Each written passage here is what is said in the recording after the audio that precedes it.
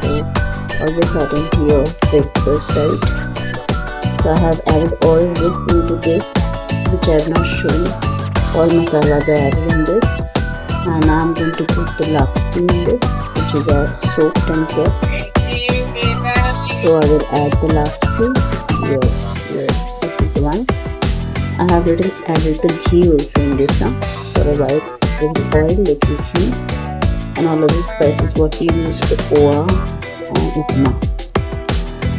And now I will just mix it and just cover it. That's it, and the lapsi is done. I have not added any other water. This is really the water which I have added. So friends, hope you like the video. Thank you for watching, and do let me know from where you are watching. Have a good day. Take care.